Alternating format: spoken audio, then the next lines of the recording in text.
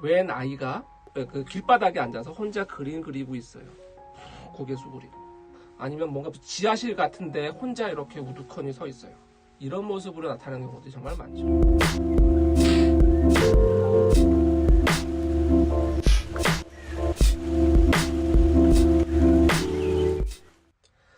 자, 안녕하십니까. 무의식연구소의 석정훈입니다. 자, 오늘은 아이를 키우는 부모님들에게 육아에 관련된 주제를 좀 다뤄볼까 합니다. 자, 사실 제가 육아 전문가는 절대 아닙니다. 저는 성인들을 주로 상대하는 성인 상담가죠. 자, 그럼에도 불구하고 제가 왜 이 육아의 주제에 대한 이야기를 꺼냈냐면 제가 그 다른 육아 전문가들보다도 더 잘한다는 딱 한 가지 분야가 있기 때문입니다. 바로 뭐냐면 어린 시절에 어떤 잘못된 훈육이 성인이 되었을 때도 그렇게 지워지지 않는 트라우마와 상처가 되는지를 누구보다 잘 알고 있기 때문입니다. 그럴 수밖에 없겠죠. 저는 성인분들의 상담을 하는데 그 나이가 지긋하신 아이를 다 키운 장성한 자녀를 둔 60, 70대신 부모님들도 자주 받게 되는데 이런 분들이 문제를 따라가다 보면 주로 그 어린 시절에서 비롯된 그 상처 때문에 그 수십 년을 그렇게 힘들어하는 경우들이 너무나 많더라는 것입니다. 그래서 누구보다도 그렇게 오래가는 평생 가는 트라우마가 상처가 어떤 것인지 누구보다 잘 알고 있습니다. 그래서 지금 혹시 아이를 키우는 부모님들이 혹시라도 그런 트라우마를 아이들에게 남기지 않게 하기 위해서 꼭 이 영상을 하나 찍고 싶었습니다. 그러면 오늘 크게 이제 한 4가지 정도의 그룹의 트라우마를 좀 말씀을 드리고 그리고 이런 4가지 종류의 트라우마가 어떤 공통점이 있는지에 대해서도 이제 마지막에 설명드리도록 하겠습니다. 자, 그러면 첫 번째 그룹의 트라우마는 이런 거죠. 아무래도 부부간의 불화, 부모님의 불화는 아이들에게 굉장히 큰 트라우마로 남습니다. 당연하겠죠.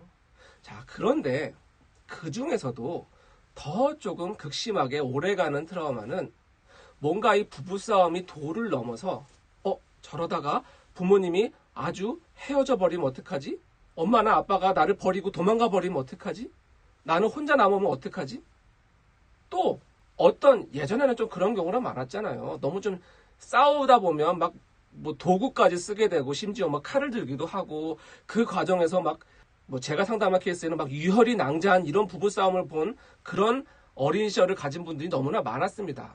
그 아이들, 그것을 보고 있는 아이 심정이 어떻겠어요? 그분들이 그 아이가 됐을 때, 최면 속에서 그 아이가 돼서 제일 먼저 하는 말이 이겁니다. 엄마가 죽을 것 같아요. 엄마가 날 버리고 도망갈 것 같아요. 이 2가지가 가장 크죠. 이 극심한 두려움은 정말 나이가 아무리 먹어도 시간이 아무리 지나도 잘 지워지지가 않더라는 겁니다. 그래서 특히 이제 번외로 이런 것도 좀 말씀드리고 싶어요. 왜 부부 사이가 좀 안 좋으면 자꾸 이런 것들을 아이한테 쏟아내는 경우잖아요. 예를 들어서 남편 욕 아니면 엄마 욕 이런 것들을요. 그죠? 아이한테. 처음에는 그러니까 동조해주고 그래 맞아 이렇게 하는 경우 같아도 이것도 정말 안 좋은 경우입니다. 그리고 소위 말해서 아이를 감정의 쓰레기통으로 쓰는 거죠.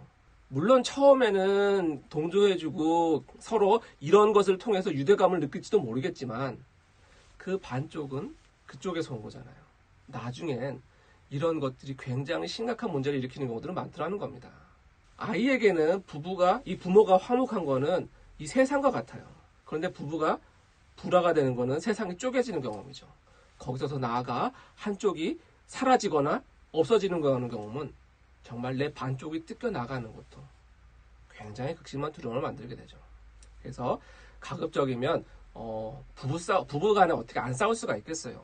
싸우시더라도 가급적이면 그 아이 앞에서는 싸우지 말아달라. 이것이 하나 말씀드리고 싶은 부분이었고요.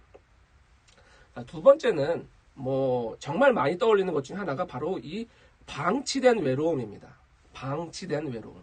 자, 우리 어린 부모님 세대들 정말 힘들게 우리를 키웠잖아요. 그 과정에서 정말 어렵게 먹고 살기 위해서 그냥 그 아이에게 그 먹을 것 한 끼 마련해주기 위해서 정말 온종일 일해도 될까 말까 했던 그런 시절들. 또 대가족이었다 보니까 큰 맏며느리로서 이런 수많은 가족들을 챙겨야 했던 이런 어머니들, 아버지들, 너무나 많았죠. 그러다 보니까 그렇게 먹여 살리는 거에만 급급하다가 아이를 그냥 방치하고 혼자 두게 되는 경우들이 너무나 많았던 것 같습니다. 사실 이런 트라우마도 너무 많았던 것 같아요. 뭐 이런 거죠. 엄마가 일 나가서 너무 늦게 들어오니까 집에 혼자서 그냥 방에서 자는 게 아니고 엄마를 1초라도 빨리 보고 싶어서 현관문 앞에서 잠들고 있는 이런 아이들. 이런 모습들이 너무나 많은 트라우마가 되더라는 겁니다. 특히 이제 문제가 있어서 저를 찾아오시긴 했는데 그래도 저는 어린 시절에 참 유복하게 살았던 것 같은데요. 별 문제 없이 했는데도 불구하고 제가 그 시절에 그렇게 외로웠는지 몰랐어요 하고 뒤늦게 그 마음을 깨닫고 펑펑 우시는 분들도 너무나 많았습니다. 그렇게 그 깊은 외로움의 트라우마가 거기서 비록되는 경우도 좀 많았고요. 세 번째는 또 하나 이제 이런 거죠. 가정폭력, 뭐 이렇게 맞은 폭력에 방치된 아이들. 자, 그런데 똑같은 폭력이라도 더 오래가는 트라우마가 있습니다. 이거는 폭력의 세기와는 다른 그 무언가가 있었습니다. 자, 어떤 사례가 있었냐면 이런 사례가 있었어요. 어머님이 계모였던 거예요. 근데 고등학교에 갈 때까지 계모였다는 사실을 몰랐던 거죠. 그리고 두 부부는 되게 부모님 사이가 안 좋았고 이 새엄마하고 아버지는 친아빠였고. 그런데 폭력의 세기로 따지면 아버지가 더 심하게 때렸습니다. 더 무섭게. 그런데 그 아버지가 때린 건 생각보다 그렇게 마음에 남지 않았는데 그 계모가 몇 번 그렇게 좀 무섭게 한 거는 아주 오랫동안 상처가 되는 케이스들. 이런 케이스가 있었습니다. 무슨 차이가 있었을까요?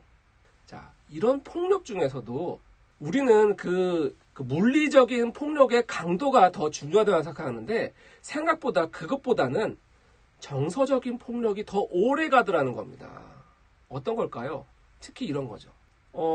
그래도 때리지만 그래도 나를 위해서 그래도 나를 사랑하기 때문에 때린 거를 알고 맞은 경우는 그렇게 오래 안 가더라는 겁니다. 그런데 정말 날 미워하는 것 같아. 엄마나 아빠가 나를 정말 미워하는 것 같아. 싫어하는 것 같아. 이런 느낌을 주는 폭력이 있습니다. 이거는 물리적인 폭력의 강도가 크지 않더라도 너무나 오래 가더라는 겁니다. 나를 싫어하는 것 같아. 특히 이제 이런 거죠. 차별당하는 느낌을 받을 때. 뭐 오빠나 뭐 동생은 너무나 잘해주는데 나는 뭐 이런 것도 안 해줘? 이런 사소한 것 때문에 받는 이런 느낌들. 이런 나를 좋아하지 않는 것 같아. 사랑하지 않는 것 같아 라는 생각을 들게 만드는 폭력, 행위들. 이런 것들이 물리적인 폭력보다 더 오래 가는 상처를 남기더라는 것입니다. 또 네 번째가 있죠. 네 번째는 뭐냐면 어떻게 보면 이것 때문에 제가 이 영상을 찍었는지도 모르겠는데 이런 겁니다. 왜 어머님들 그 어떤 여러 가지 훈육하다 안 되면 너 어디 보내버릴 거야, 버릴 거야 이런 훈육 많이 하잖아요. 뭐 이렇게 잠깐 방에 이렇게 가둬버리거나 이런 것들. 그런데 어떤 것들은 굉장히 이 아이가 정말 버려질 것 같은 두려움을 느끼게 만드는데 이건 너무나 치명적이더라는 겁니다. 제가 상담하는 케이스 중에 이런 케이스들이 있었어요. 예를 들어서 뭐 고집도 있었나 봐요. 뭐 고집도 세고 부모님도 성격이 대단했나 봐요. 뭐 이렇게 차 안에서 막 가다가 막 난리가 나나 봐요. 그 아이 자녀하고 부모님하고. 안 되니까 너 내려 한 다음에 정말 차를 타고 붕 가버린 거예요. 길 한가운데 아이를 놔두고. 그 아이 심정은 어땠겠어요? 물론 돌아오긴 했지만 그 순간엔 정말 버려지는 느낌을 체험했다는 겁니다. 그런데 제가 예전 영상에도 한번 찍었던 것 같은데 이 아이에게 버려진다는 느낌은 굉장히 어른들이 상상하는 것과는 차원이 틀립니다. 왜냐하면 어른들에게는 아이를 버린다는 거는 굉장히 있을 수 없는 개념이죠. 그렇죠? 아무리 그래도 사랑하기 때문에 그런 거야 라고 알죠. 하지만 아이에게는 실제로 버려질 수 있다고 생각하기 때문에 두렵고 무섭고 트라우마가 되는 것입니다. 아이에겐 그런 개념이 없어요. 내가 잘못하면 엄마가 날 진짜로 버릴 수도 있다. 아빠가 나를 진짜로 버릴 수 있다는 생각을 가지고 있어요. 아이에겐 그런 어떤 절대적인 사랑이라는 개념이 아직 형성되기 전이라는 겁니다. 그래서 수틀리면 버려질 수도 있구나라고 생각하는 상황에서 그런 일을 당하면 정말 버려진 것 같은 느낌을 받게 되죠. 바로 이런 트라우마가 너무나 오래 가더라는 겁니다.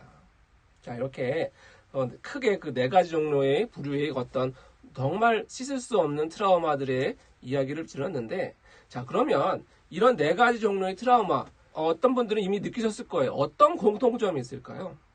자, 바로 뭔가 이런 정서적인 분리, 정신적인 분리, 단절, 여기에서 오는 극심한 공포, 무서움을 느낄 때 그것이 정말 평생 씻겨지지 않는 트라우마가 되더라는 것입니다. 바로 이 점을 말씀드리고 싶어서 오늘 영상을 찍었습니다.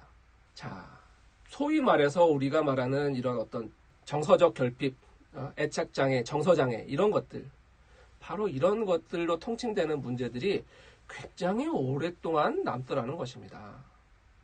저는 이것을 정신적 탯줄, 마음의 탯줄이라고 부르고 싶어요. 우리는 엄마 뱃속에서 탯줄을 몸에 달고 영양분을 받고 성장을 하게 되죠. 그리고 엄마 뱃속을 나오면서 그 탯줄을 끊고 이제 물리적으로 독립을 하게 되죠. 자, 그런데 그걸로 끝이 아니더라는 겁니다. 만약에 그걸로 끝이었다면 그냥 어디다가 버려놔도 그 아이는 잘 살았겠죠. 고아원이나 이런 데서 뭐 큰 아이들, 모두가 그렇진 않지만 이런 결손가정 이런 아이들 잘 컸겠죠. 근데 왜 그렇지 않았을까? 바로 물리적인 탯줄은 태어날 때 끊어지지만 우리에게 뭔가 정신적인 탯줄은 성인이 될 때까지 이어져서 어떤 정신적인 지지와 애착을 경험해야지 독립적인 성인으로 잘 크더라는 것입니다. 하지만 우리는 이런 것에 대해서 간과하죠. 왜? 눈에 보이지 않으니까. 그렇죠. 눈에 보이지 않으니까. 그리고 과거에는 먹고 살기 바빴으니까. 그렇죠. 뭐 이해는 합니다. 그 어린 시절에 돌아가서 그 어린 시절에 부모님을 만나가지고 하는 얘기들을 보면 먹고 사는 게 전부가 아닌데 이러려면 나 왜 나왔어? 좀 관심 좀 가져주지. 좀 안아주지. 좀 웃어주지. 하면서 정말 기쁜 오해를 하는 경우들이 많습니다. 물론 이런 정신적 탯줄이 너무 또 오래 가도 안 되죠. 바로 이제 성인이 돼서 이 정신적 탯줄을 끊고 독립하는 것. 이것이 어떻게 보면 궁극적인 목적이 되겠죠. 만약에 성인이 되어서도 그 부모님과의 정신적 탯줄을 유지하고 있는 것을 우리는 소위 말해서 마마보이 이렇게 부르게 되는 경우가 오는 것이고요. 자, 어쨌든 그렇게 독립할 때까지는 이 정신적 탯줄을 유지를 시켜줘야 된다는 것입니다. 그런 정신적 탯줄을 유지하는 것이 가장 좋은 방법이 무엇일까요? 제가 예전 영상에도 말했던 어떤 스킨십, 이런 피부로 느껴지는 스킨십. 왜? 우리 아이들은 그 사랑을 피부로 느끼니까. 그렇죠. 그래서 수시로 하루에 단 1분이라도 아이를 꼭 안아달라는 영상을 제가 한번 찍은 적이 있었죠. 그런 것들. 그리고 관심입니다. 관심. 이 아이는 단지 먹고 자는 것만 해도 크지 않는다는 겁니다. 그 엄마와 아빠의 관심을 가지고 자라는 거죠. 이런 겁니다. 그 아이를 이제 다시 이제 만나서 치유하는 과정에서 가장 다시 느끼는 행복한 장면은 어떤 것이냐면 이런 겁니다. 그렇게 방치되어서 외롭게 컸던 아이들이 그 최면 속에서 새로운 부모님과 이렇게 달라진 부모님과 성장하는 과정에서 가장 행복하게 느끼는 장면들은 양손에 엄마 손, 아빠 손을 잡고 어딘가를 가는 느낌. 이 느낌. 양손에 부모 손을 꼭 잡고 있는 느낌만큼 이런 느낌만큼 좋은 느낌이 없는 것 같더라고요. 너무나 행복합니다. 세상을 다 가진 것 같은 느낌이라고 얘기를 하죠. 바로 이런 것. 바로 이럴 때 그 아이는 이런 정신적 탯줄을 자양분을 공급받는 느낌을 받게 되겠죠. 자, 그래서 만약 이제 아이를 키우시는 분들이라면 꼭 이 개념을 염두에 두시고 꼭 이렇게 물리적으로만 키우는 것이 아니라 혹시 이 아이와 나의 정서적인 탯줄이 잘 형성되었는지, 소위 말해서 고상한 말로 애착이 형성되었는지라고 표현하죠. 바로 이런 관계를 통해서 이런 아이들이 내적인 모습이 잘 크고 있는지를 꼭 유의하고 주의하여서 키웠으면 좋겠다는 것이고요.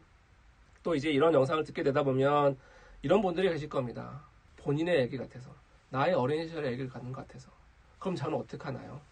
자, 바로 이런 것들 때문에 이제 상담학계에서는 그 상처받은 내면 아이라는 이론이 있습니다. 그런 정서적인 탯줄이 일찍 끊어져 버렸을 때, 너무나 방치되거나 무관심하거나 벌어졌거나, 그러면 그 당시에 그 자양분을 공급받지 못한 그 아이가 성인이 되어서도 그 끊어진 그 시점에 고착되어서 그대로 있는 아이를 우리는 내면 아이라고 하죠. 그것이 뭐 7살 아이가 될 수도 있고 10살 아이가 될 수도 있고, 이런 아이를 다시 만나서 다시 그 정신적 탯줄을 연결하고 키워내는 것이 가능하다는 것입니다. 성인이 되어서도 가능하다는 것입니다. 단지 방법을 몰랐을 뿐이죠.